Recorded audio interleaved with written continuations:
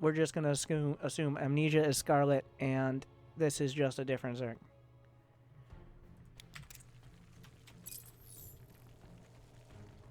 Nice replay names, right? Yeah. All right, in the top right, it is Barcode. And in the bottom left, it is Scarlett. Going for a 12 pool. Is this going to be the macro 12 pool? I mean, you don't really go for like a 12-11. You don't get gas pool. It doesn't work. What you do with this build is you get 8-10 Zerglings, and then you're able to expand behind. So against... Oh, my God. I'm wrong. It's not what I said. It's completely... It's something different.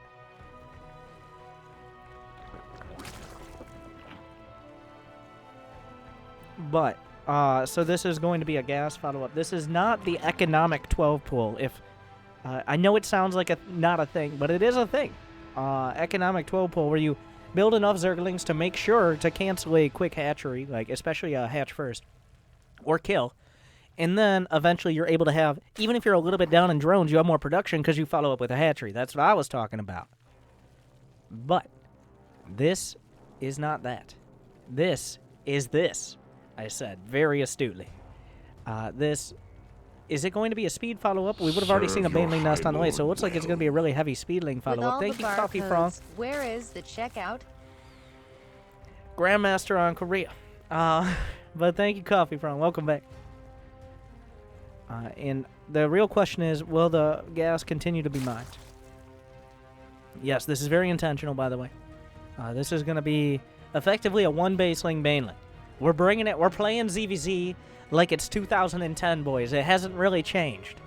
As Scarlett is opening up with the heavy Zergling, and it should be baneling behind. Very likely to be baneling behind, obviously. Otherwise, why do you have this gas? She's got just enough income in order to produce these Zerglings, ignoring the hatchery. And going straight up into the main, where a queen just started producing and starting to work on the drone. The Zergling speed is scouted to just have started. Oh, bit of a miss micro there out of Scarlett. Right-clicking on the hatch, which means most of these Zerglings are actually going to go down for cheap. Only one drone has been killed so far, so a bit of a mistake out of Scarlett. This is one of those situations that she could have gotten a decisive lead right off the bat. But make one or two missteps, literally missteps, because of how quickly those Zerglings can move and those drones can surround them. And you find yourself a little bit less decisive.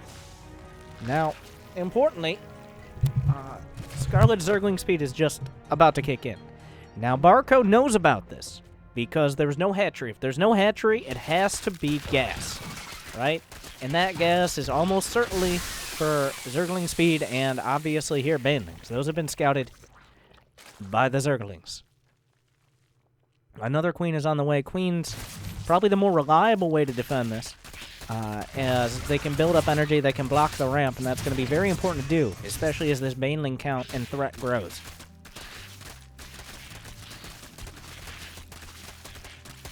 Alright. The hatchery is being targeted. The baneling zoning everything out, actually eating only a single Zergling with that one, so a bit of a mistake out of Scarlett, but there's still a superior Ling count, and the Banes are still in a better position. So the worker count is in favor of our Barcode Zerg here. But there's still no baneling nest out of it. Scarlett trying to dance around with those broodlings, making sure they minimize their effectiveness, and both banelings will survive. So a round of drones has been produced by Scarlett. She's going to continue to pressure because she has banelings and her opponent does not. And that's all that matters right now. She can go for the hatch, and she can continue to zone out the Zerglings. A bit of a mistake. You do not want to lose these Banes. You lose the Banes, you lose your ability to prevent your opponent from going for another hatch. Ooh. Looks like a queen going to go down. That baneling at the back not getting the connection it quite needed, but possibly the best of a mediocre situation there for Scarlett. Her overlords a bit confused as to their exact direction in this game right now. They're all kind of stacked up. But she was able to get the hatch, and behind it worked up to an even worker count.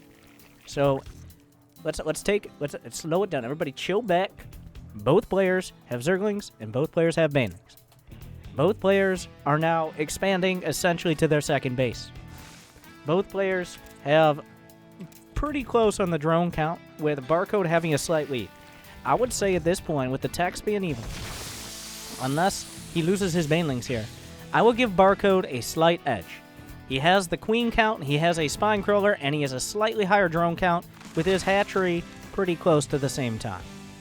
These queens are going to be essential in the defense. But yeah, I think Barcode has a slight edge. It looks like an Overlord was actually taken out here. Yeah, an Overlord outside the front was picked off, a bit of a mistake, so that swings it a little bit back towards Scarlett here.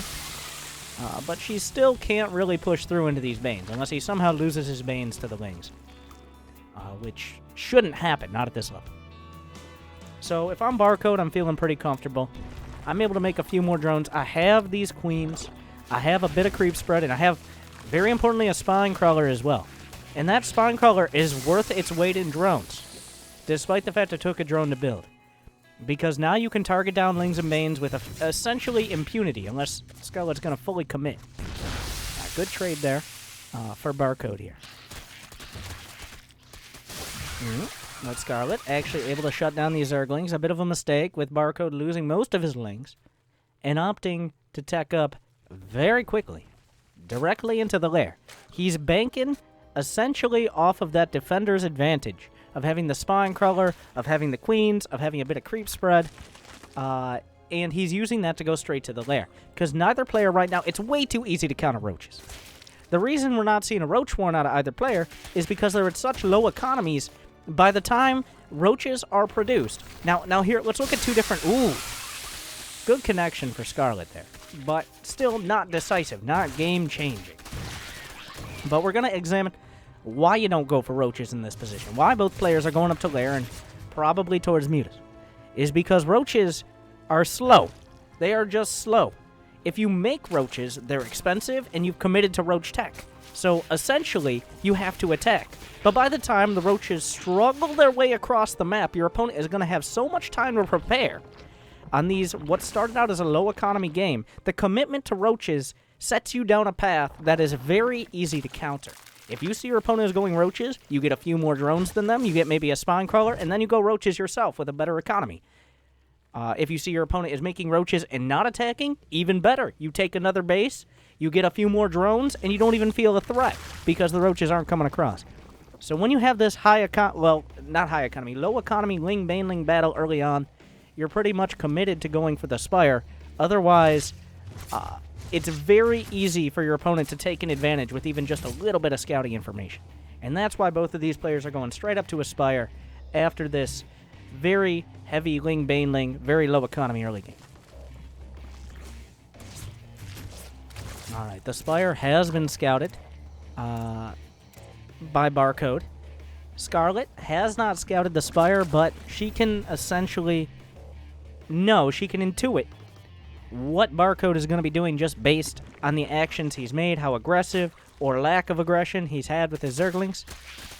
Of course, she got caught a little bit out of position because with that creep spread, a lot of the Overlords have been cleared out of the front. So a bit of a mistake out of Scarlett, getting caught out, but she should be able to hold on to this base. It's going to take a bit of fancy Ling baneling micro here. This base is very critical, by the way. You can't lose this base. But more Zerglings are coming out. Barcode. Okay, this turned around. As Barcode was able to slip past the Ovies, because the Ovies weren't there. They were taken out. And Scarlett got a bit greedy. She went for the third. She went straight up to Spire, and she didn't have enough Ling Bane at home. And losing that third base is really bad. I think Scarlett agrees. She's immediately going for an infestation pick. She knows she can no longer compete muta versus muta, mano a mano, with a Zerg player who has 3 bases. You just can't do it. They have more income. It's very simple. So you have to... This is essentially saying, oh, fuck it. This is your fuck it card. You're pulling the fuck it cord right now. Because she can no longer win the Muta War. So she has to try to go for some sort of play to get herself back into the game. And that play is going to be a clutch set of fungals that catches all the mutas and wins the game off of that. That's what she's trying to do right now.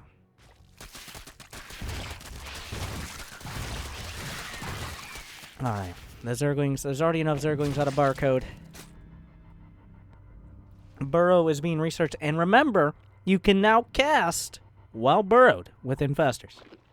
Are there any spore crawlers? There are no spore crawlers. This is a problem for Scarlett. She's going up to burrow, +1 melee, building infestors, getting pathogen glands. This is a lot of gas that's not going into mutas. There's going to be a bit of a window here where the mutas of barcode could do damage.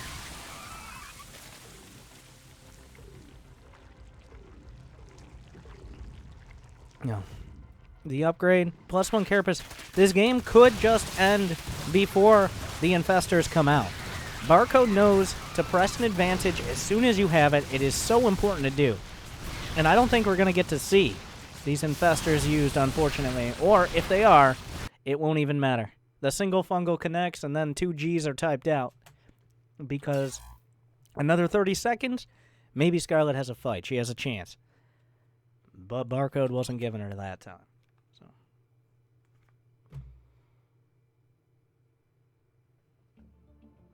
Oh my god, these replay names. So that was actually a pretty interesting ZVZ. That's an example of, well, that a lot of these games are like pretty similar to Heart of the Swarm games, where in Heart of the Swarm a lot of the time you'd see some low economy Ling baneling versus Ling baneling, and then players would be going for a Spire and dancing around trying to kill third bases. And in that game, Scarlett got a little bit greedy. Her opponent knocked the Overlords out of position, so she didn't actually realize how many Zerglings were being produced. It was a bit of a gamble out of barcode, but he was able to get a kill on that third base, which means Scarlett was in a really tough position. You lose the third, and your opponent's getting a third at the same time. That's almost GG right there. It's almost GG against a competent player. So.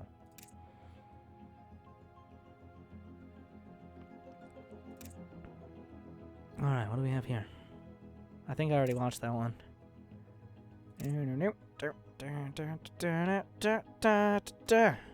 CVP.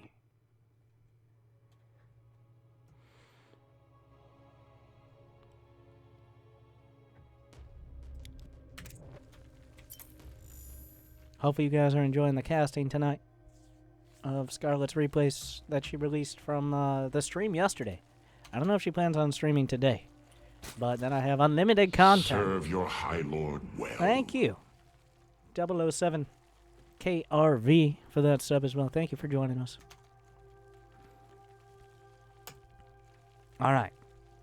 In the bottom left, we have Scarlett playing under Amnesia. Also, there's a chance this is NoRegret. I honestly don't know, but because it gets too confusing otherwise, this is Scarlett. Deciding not to move her Overlord. I'm not sure why. Okay. And in the bottom right, we have somehow Grandmaster under 150 different accounts in the Korean Grandmaster ladder. It is Barcode. Can I get your best barcodes in the chat, boys?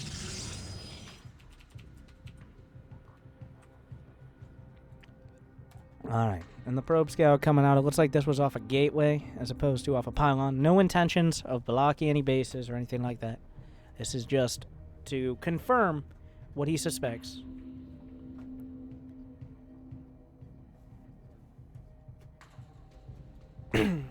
And he is going to confirm it's going to be a hatch, gas, pool, the bread and the butter of ZVP. I've said it time and time again, but as you cast more games, you start reusing the same things over and over because you're not very original.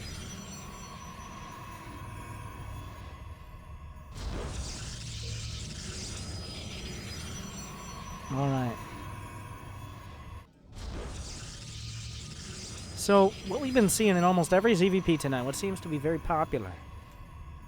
I did know Sue went 78-1 on NA, and I did know that the one loss was because he DC'd. I'll have you know I went 97-1 up to Diamond 1. So get on my level, Sue.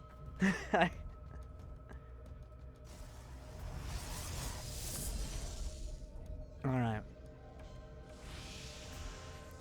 What we've been seeing is a lot of Twilight Council and the Glaive Adepts, and then a double Stargate follow-up. I have no way of knowing whether this is the same Protoss as the last one, but oh my god, is that a Twilight Council? Yes, it is! Will we see? I'd love to see the DT drop into Archon drop blink timing. I think that's a really fun one. But it seems that the current running trend is the Glaved Adept into double Stargate play with heavy Phoenixes. And then from there you can kind of transition into whether you want to go to the ground or go to the skies. I think on this map is a better map for turtling up to Sky Toss. It's a longer map. You got a lot of space in between you.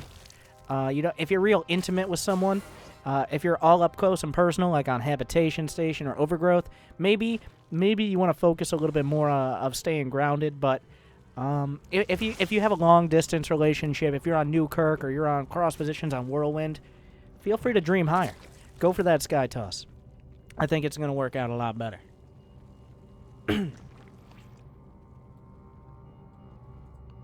All right. We've got a layer on the way. Very, very, very, very quick, by the way. No Evo chamber, no nothing. Straight to the layer. We've seen Scarlett a lot of the time go for the early +1 melee in order to be able to pressure. Instead, this is going to be a quicker layer. We got Roaches, and then I'll imagine a Hydra is done. And can I get a double Stargate? Well, after one warp in, I imagine I can get a double Stargate, but will he warp in a Stalker to deal with Overlord? I don't think so. But, give me one. Let's go for two. I think this is the same barcode. Go. There's another one. Another one. Double Stargate. It's like it's a habit.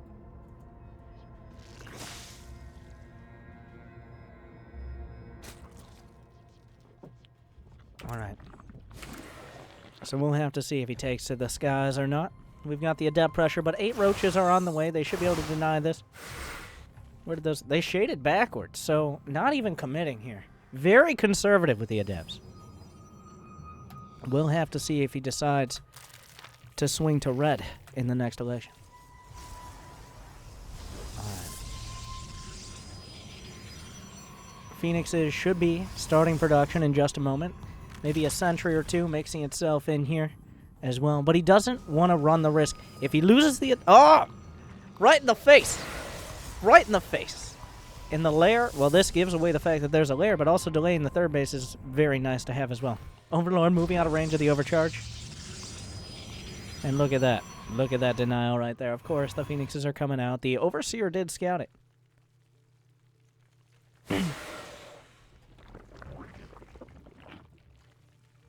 Winter watched the replays before the stream. I have nowhere near that amount of preparation. I've just seen like 4 ZVPs already, and they've all gone the same way. Or I'm a god. But yeah. And this is actually a pretty solid delay. 6 minutes on the third base is quite slow. 5:15 is what we've customarily been seeing, but that quick lair, and there's no lair tech. There's no lair tech at all. It seems like that lair was almost explicitly to block the third. I don't know, but this is the first set of lair tech that we're seeing out, is the Hydra Den, and that's happening more than a minute after the lair completed.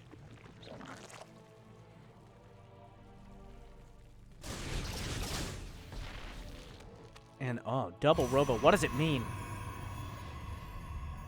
It means he's not going to do Sky Toss. The double Stargate has already been scouted. Scarlett already preparing for it, so we're going to get a full swerve here in going for that ground army.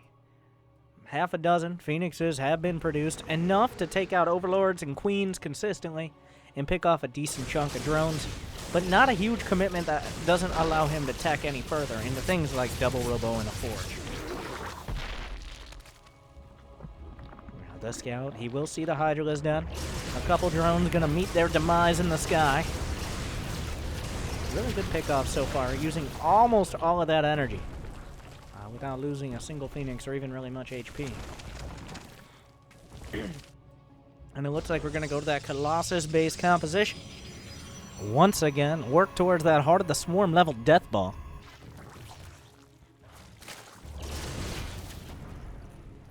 Yeah, the Hydra's poking away. This is actually a dangerous position. Well, unless you kill the Hydras. But he's going to find himself pinned back up against the corner here by the Hydras. Groove Spines is just about to complete as well. So these Phoenixes actually might be taken out, at least a couple. Worker count, 60 to 62, so not a huge economy here for Scarlett. And we see just kind of, they're kind of pinned back here. I mean, that's not the end of the world, but it's not ideal. It's not ideal for these Phoenixes to have the inability to do any sort of harass, to pick off drones, overlords, maybe a queen or two. He would have liked them to be doing that, but Scarlett has pinned them back, and now she should be in a position to power up into that very strong army of Roach Hydra. Ideally before the Protoss player can get to 4 or 5, maybe I'd say 5 is about your limit on Colossi. Over that, you actually don't have enough other armor. You don't have enough sentries, or enough stalkers, or Templar, or Archons, or other Protoss units. What other units are there? Motherships. No, probably not. Probably not those. Oh, but the Phoenixes swing around the corner. One will get taken out. The Queen's having their say. But 4 will escape, so not too bad for the Phoenixes there.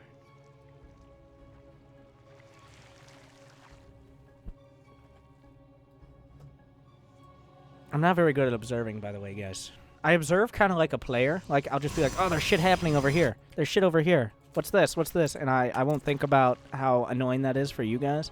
I apologize, but it's kind of just how it is, so. We got some Zealots on the way. Is there charge? There is no charge, and he's not researching it. These Zealots are almost entirely for just standing in front and giving their lives for ire.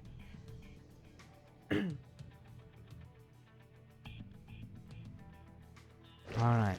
Scarlett up to 69 drones. That number going to go down a bit, and that's really not that healthy of a count. At this point, you want 70, 75 at least. More like 80 would be ideal. But she's down to 65 after those Phoenixes. Once oh my god! It's happening!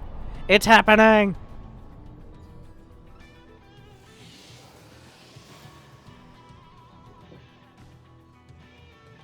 A mothership. Okay, I guess I wasn't kidding. I mean, a mothership is a strong addition to any army. It's hard to find the space for the mothership.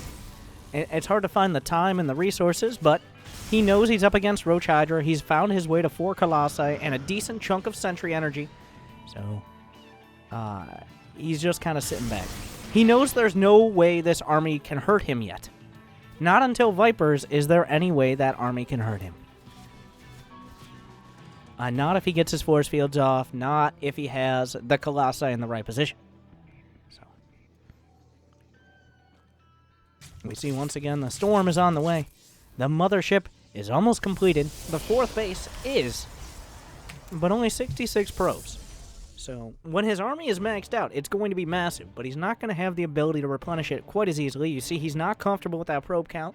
4 more on the way. He'll probably make another round after that and then be sitting pretty at about 75. Now, what's very important to have in this position is a warp prism. And we already see it on the map. I wasn't sure if that was one. But a warp prism can force a lot of these Zerg units to stay at home. And say 10 or 20 supply of Queens or Hydras are at home, and then suddenly you can roll over with this Protoss army. If the full strength of the Zerg isn't in position on the other side of the map, then it's a lot easier to deal with. But that's a lot of army supply out of Scarlett here. It's 120 versus 128, but almost everything Scarlett has is on the other side. There's still some Phoenixes in this army composition, which aren't particularly great, but big storms and feedbacks. She gets the mothership, but the immediate recall will allow it to escape. The blinding cloud's actually hurting Scarlett's army more than that of the Protoss, and that was a devastating engagement for Scarlett. That, maybe 1 more Colossi will go down, just barely, but that's mostly a consolation prize. Big storms washed all over the entire army. The abducts were not there. The mothership even escaped. And there are still 2 Colossi, the mothership to contend with, and even some sentries survived. Yeah. Now this is a death ball rolling forward. That is not the fight she wanted. And now it's going to be incredibly difficult to deal with this army in its entirety.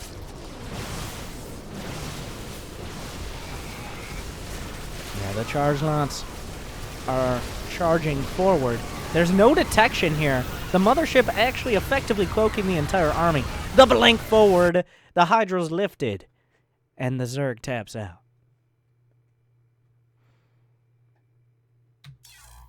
And so that's how quickly you can die with Roach Hydra if you attack in the storm. Don't do that. That's bad. Scarlett knows that. But sometimes it happens and you're like, God damn it. Like, I can tell you the exact feeling of when you attack into an army with a mothership that you didn't quite expect and storms that you weren't really in position for. You attack and you say, alright, fuck, shit, fuck it, fuck, is the mental process. Because you know you're probably fucked at that point. You need a good fight. You need to have a good concave, and if you get hit by storms and feedbacks like that, you're pretty screwed. It's over. That was the technical description, by the way. Are you gonna steal that Protoss build? It's a pretty control-heavy build.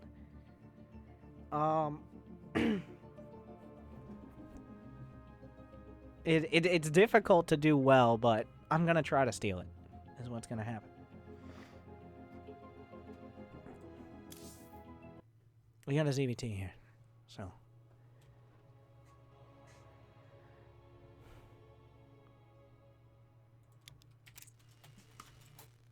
Nope. Give me my Terror music back. Alright, in the bottom left, we have... Oh, he's back, and this time he's playing Terran. It is the Korean Grandmaster, 150 times over. Barcode. His opponent, in the top right, from Canada, Scarlett. Or NoRegret, but we're just going to assume it's Scarlett because I don't know. Oh, looks like there was a pause, but because we're watching this in replay form, we don't have to wait, ironically enough. And who likes waiting?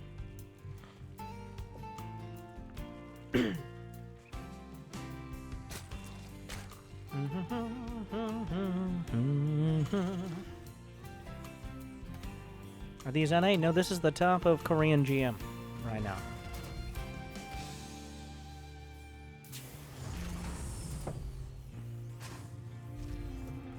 And Reapers. So we've got 2 ranks opening. I don't think we're going to see 3. This map, not ideal for Reapers, but that's part of the reason. If you play things like Reapers on a map that it's not ideal for, a lot of the times players won't be expecting it. They won't be going with a gas or a pull first, rather, and preparing for it. So despite the fact that this map has a very long distance between the bases, there's a very vulnerable area outside of the natural where you can easily get surrounded and killed, and there are not that many jump locations. That might work into Barcode's favor because Scarlett not going to be expecting the Reapers as much as she would on a map, say, like Habitation Station, with the short rust distance and several jump areas at the net.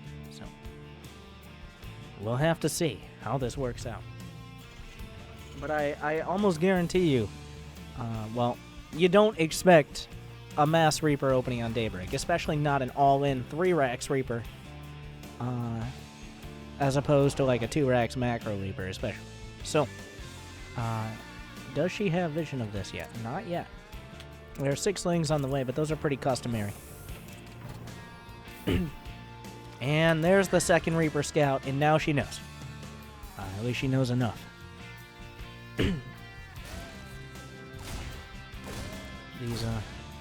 Those drones really wanted to get in the gas. We need to see Zergling speed starting here, unless she's going to go straight for the Ravagers. And no Zergling speed. That has to be a conscious decision after a little bit of time has passed. But without Zergling speed, it's very difficult to push back these Reapers until the Ravagers. But this might just be a straight Ravager follow-up, where she opts to get 3 Ravagers, 1-shot a Reaper. And they outrange them, too. That's the key. Of course, in order to get those, you have to survive with a decent economy until that point. That's the hard part. We got 4 Reapers coming up. 1 Queen is gonna fall. Regicide has begun.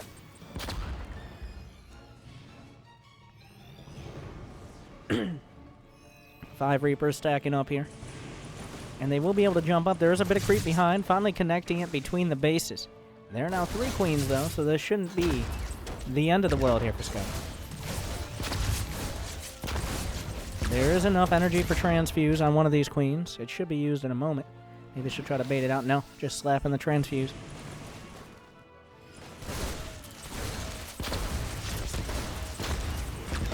Some more nades coming out. No Ravagers produced yet. There's enough gas for nearly 3, which is the important number. Another Roach gonna fall. Really good nades so far.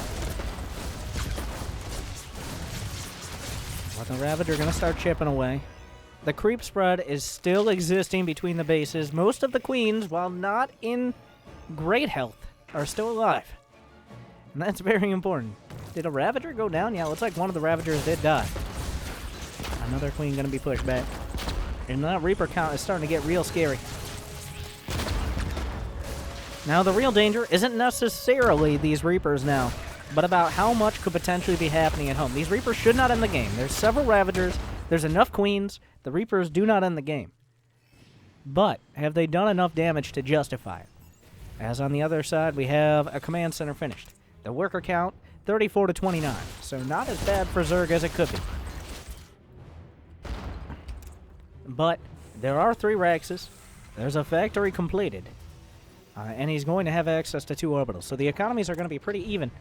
And Roach Ravager is not... It's very difficult to go across the map into Reapers, especially since he doesn't have... especially since she doesn't have the Speedlings. Without Speedlings, you can't really push out with Roach Ravager. Not unless you're effectively going all in. Another Reaper going to get picked off, but these Ravagers are almost entirely defensive. And acknowledging that, she's going to go for the double Evo.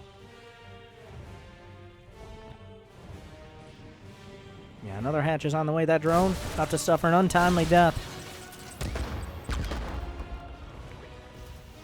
But now it comes down to countering the follow-up, as opposed to countering these initial Reapers. A pretty solid job done by Scarlett so far. But it could be better. It could have been better. The Queen's slowly marching down. The Ravager's trying to swing around. And Scarlett knows this has become a transition. Scarlett knows that this is going to be a bio follow-up. I mean, obviously, there are several Raxes already done. There's an expansion done. The Reaper count has not been increased. It's very obvious what's going to be happening. This base is under fire once again, and having to cancel this would really hurt. And it does. So these Reapers still doing the damage they need to do. Beautiful Reaper micro light. Let's look at the APMs here. Jesus. Nerds. Oh well. Just hoping for some random shots on Reapers here, pretty much.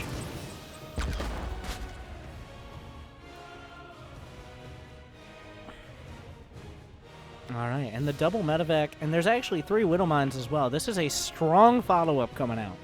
Stim will be done. If any of these queens go down, it makes it that much harder to defend. That much harder to pick off the medevacs, and that much harder to drive back the Marines.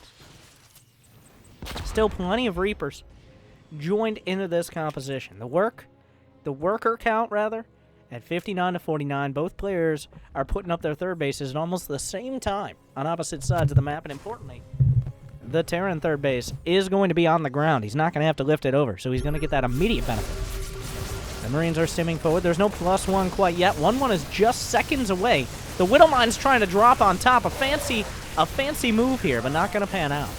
Still a lot of Marines, but each corrosive bile forces him to micro away. Good target fire. Most of the Reapers are going to go down. Another single medevac will be targeted. And with the 1-1, the Roach Ravager will drive this back. 2 medevacs went down in that exchange as well. So not the greatest attack there. It had a lot of potential. It did. But the Widow Mines did not connect. The Roach Ravager finished its upgrades. And the medevacs were caught out of position. So far, Scarlett in a relatively comfortable position. Though not a game-winning one. I would definitely say that. The 2-2 is on the way. The Hydra Den has finished. Groove Spines are in the mail as well. But it's not down and out for Terran yet. The hardest part about this is no real reliable way to deal... Well, I guess if they just lose the Liberator, then it's not as helpful.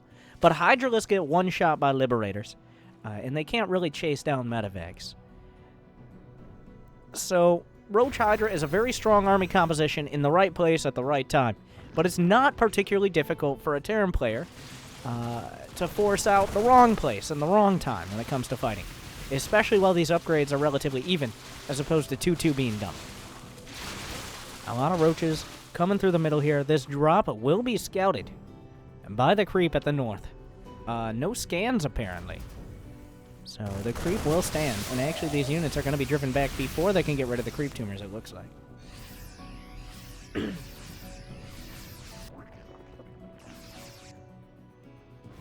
Alright. There's finally the creep trying to get rid of these tumors. The oncologist of a Terran finds himself down. About 20 supply. Group Spines is done. Going into the main is a very risky move, because he could easily get flanked by Hydras, and there's already Queens there.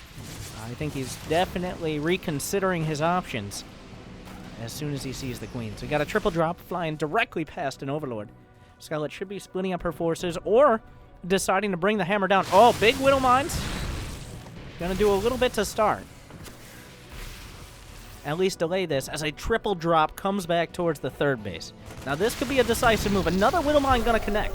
2-2 is gonna be finished, and Muscular Augments is not too far away. This drop is gonna make decision-making very hard for Scarlett. The supplies are even enough, but 2-2 is done, so if she puts together enough at home, she can defend this. Those Hydralists severely outrange the Marines. The attack is coming forward. There's a lot of bio, but is there enough? The army supplies are 122 to 82, but that is in Roach, Hydra, Ravager. It's not in Lurkers, it's not in Ling, Bane, Muta, and this bio can still do a pretty good job. It's trying to stem forward, but the 2-2 upgrades are standing pretty tall so far. Looks like there should be just enough Hydras at the back. The SCVs have been cleaned up, and the upgrades are just too strong with the range on the Hydralisks. And it looks like Barcode Terran is going to be driven back. The 2-2 is done. Roach Hydra is still a very strong unit composition, especially if you get a bit of momentum.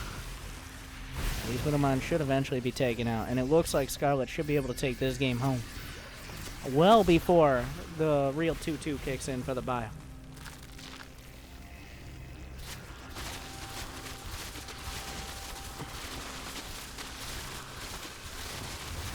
Yeah, now we're just waiting to watch him die. I don't care how good your concave is, it's not going to be good enough. No, Hydras do too much damage, right? Right?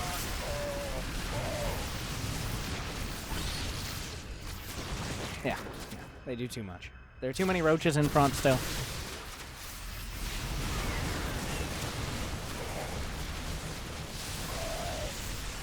And despite the fact that he might have held on, there's no economy left. The boys have already been pulled.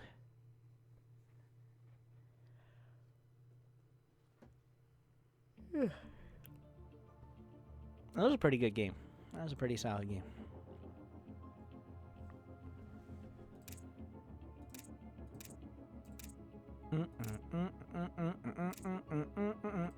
Was that an overgrowth ZVP?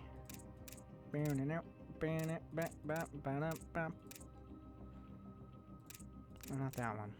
Not that one. Versus Soulkey. But Soulkey playing Terran? What? You think that's actually Soulkey? Let's find out. I think Soulkey's been playing Brood War, so I'm not entirely sure it's actually Soulkey. But,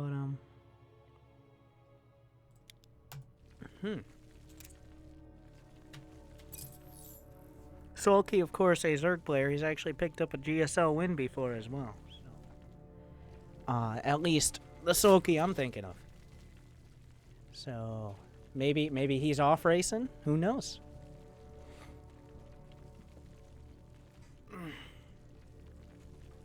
But this looks like a pretty sick game, so I'm gonna watch it. I might play some games in a bit though. Been having fun casting. Hopefully you guys enjoyed the casting. But I'm not gonna cast all day. Unless I find a very good reason to, so.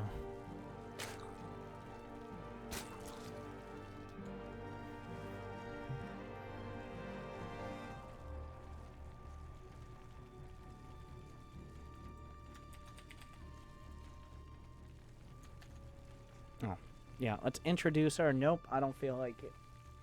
There's a Zerg and there's a Terran. The Zerg is Scarlett. At least I understand it to be Scarlett. And the Terran is apparently Soul Key. Is that Beyond? Yeah, with the Beyond picture.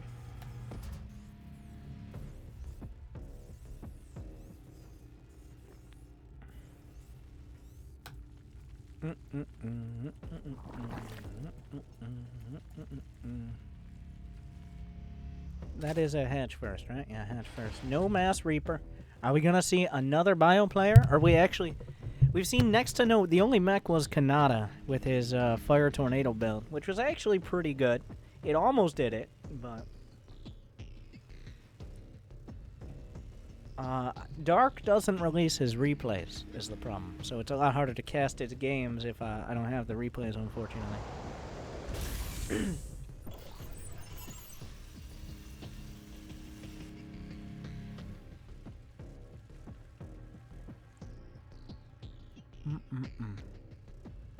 Yeah, no second barracks yet. There's a factory, so there's a dream of mech here. There's a dream. It's not necessarily a guarantee, but if we don't see the 2-1-1, it's a lot more likely than if we do. Yeah, just the initial Reaper still seems to be quite popular.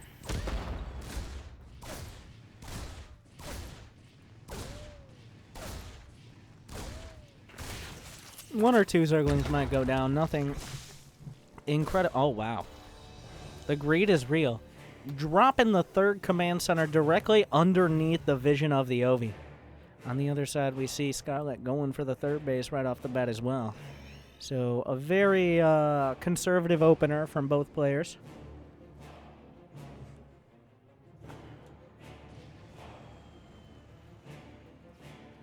Alright. As the Reaper swings in, gonna actually get a drone pick off. That's always nice. As long as the Reaper stays alive to continue scouting, continue getting information. Especially on whether multiple queens are being committed to, whether there's gonna be creep spread. Starting out very early on. And there's a starport on the way. Still no commitment yet. This could still go either way, mech or bio.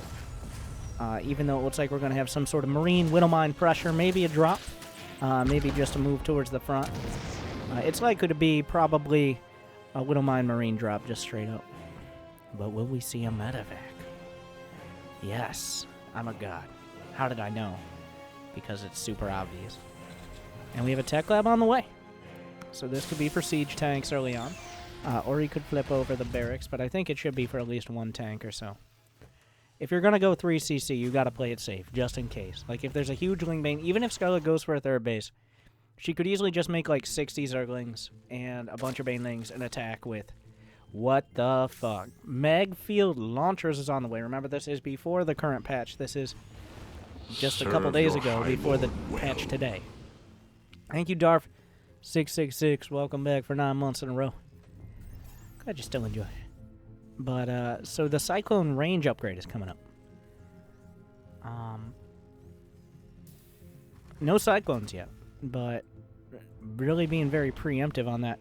Is that just to show the Overlord an upgrade? Is that just a fake out? Because it's cheaper than the pre-igniter.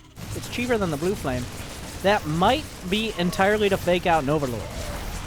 Because it's technically cheaper. But the Widowmine, not quite going to connect. But gets a couple drones, a couple Lings. The best it was going to get there. But no, actually Cyclone's on the way. And a second factory. And it's gonna be mech.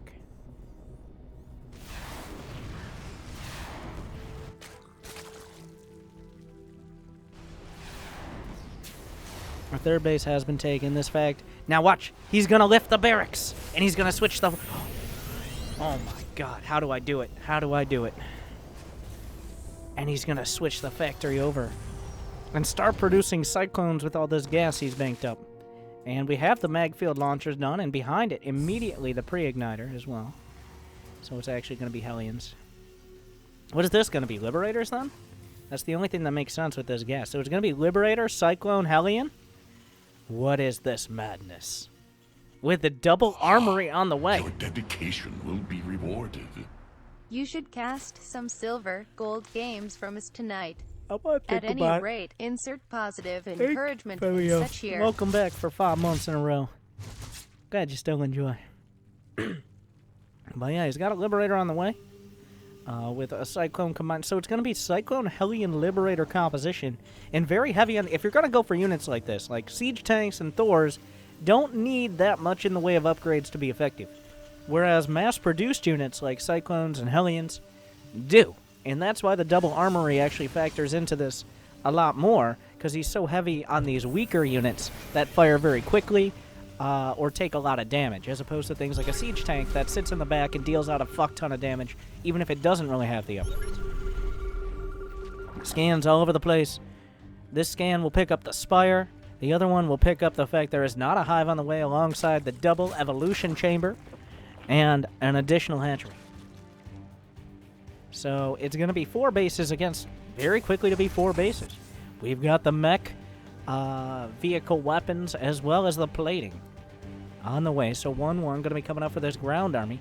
A planetary is being produced at the 4th base. So he's turtling up, but with a mobile mech army. Liberator, Hellion, Cyclone is quite mobile, especially against Ling baneling here. Blue Flame is done. He doesn't have any Ravens yet. Oh, he needs to move back. You don't want to get caught on the creep. But apparently the banelings don't give a fuck.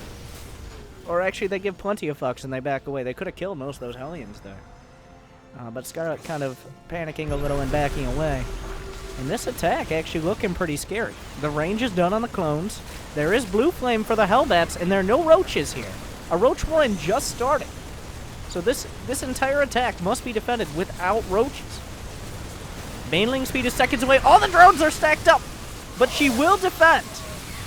And the Spore Crawler is on the ground, gets rid of the Liberators. The base couldn't be targeted down quite in time. A lot of drones could have gone down. But Sulky giving a short reprieve there to Scarlett. And she will maintain her 81 drones and all 4 bases. That attack looked very scary. It could have gone either way. There could have been a lot of damage done by either side, but Scarlett does come out on top in a surprisingly strong hold. I did not expect... I thought that base was dead for sure. Maybe most of the drones as well, but Scarlett swinging around, adding in a Spore Crawler and some Queens, and doing enough to deal with that. High impact mode being used on the Thor to gun down this Overseer. Not going to quite be enough, but the Mutas are going to be here to protect it. And Zerglings cannot touch Blue Flame Hellbats. They just cannot. No matter how much they want to touch them, there will be no touching. No touching. Alright. And the Mutas. Now, they can also screw up the AI of the Thors. That is pretty important as well. If the Thors are not attacking on the ground, then the Mutas...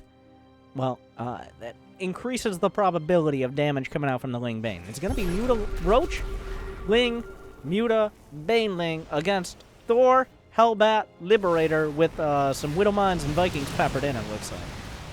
Now, these Thors are actually in high impact mode, right? No, they're in explosive mode, which is splash damage mode. High impact mode does a lot more single target damage, whereas explosive mode does splash damage, especially to light air units. Explosive mode is better against packs of Mutas, whereas high impact mode is better against things like Broodlords, for example. Just to give you a description there. Alright. So the Mutas coming in trying to find some damage. Remember, Liberator is not very effective anti-air. They're mostly used for anti-ground because of the reduction of their splash damage, especially against light units. So that does factor in. Looks like 1, maybe 2 Mutas will go down with a combination of those Vikings.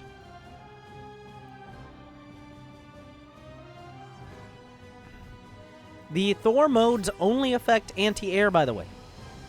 They only affect anti-air. They have no effect on ground, the anti-ground attack. It only affects the anti-air attack. It's a common misconception.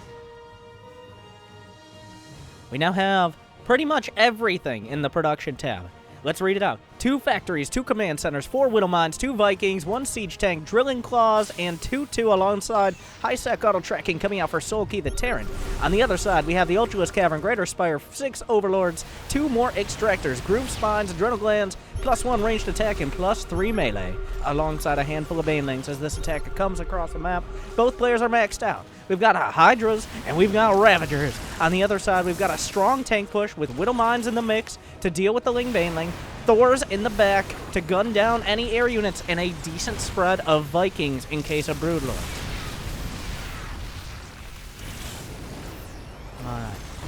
Those Widow Mines and Liberators will do a great job alongside the tanks zoning this out. Now this base, already softened up earlier, should almost certainly go down. On the other side, the Lings with a good counterattack coming through, but the base will fall. That not so big of an impact as it might have been. The Widow Mines connecting, the siege tanks pounding the point home. Scarlett having a pretty good engagement, also able to kill a decent chunk of SCVs on the other side, but she will lose most of those Zerglings. Now the tanks are trying to move forward. Most of the Liberators and Widow Mines have been cleared up, but there's still a decent chunk of siege tanks, and it looks like Soul Key's still going to be able to power through. 14 more Hydras are on the way, a few dozen Zerglings. Adrenal Glands has completed alongside Groove Spines, and +1 ranged attack, but 2-2 is done for this mech army, and it's starting to power through. A lot of these units are softened up. The Thor is going to get wrapped around. The Widow Mine going to connect right on top of them. Down goes one Thor, a second one going to go down as well. A nice spread on the Hydras. Siege Tank's doing a lot of damage, but not doing enough to drive this back. We've got a couple more Vikings on the deck. Gonna jump right back up into the air and try to escape. Mostly a futile endeavor, but a few will make it home. It's 138 to 157 supply. The workers, 75 to 64. Actually in favor of our mech Terran, acting more like a Zerg right now. 3-3 is on the way. Most of the bases have been taken. Scarlett reestablishing her hatchery. She has good upgrades. Vipers are in the production tab, and the creep spread is something that I haven't talked much about, but it is going to factor in very importantly in zoning out this mech army. All right, just a second to breathe, recharge. The tanks are starting to siege up all simultaneously, but there are no blinding clouds to punish it, not quite yet. More tanks starting to pound forward as Soul Key realizing this is a ground-based army, focusing a lot more on those siege tanks, on those Widow Mines in order to be able to take this out. Looks like we have a Quadra Zergling drop. Will this go towards the main or try to flank the tanks?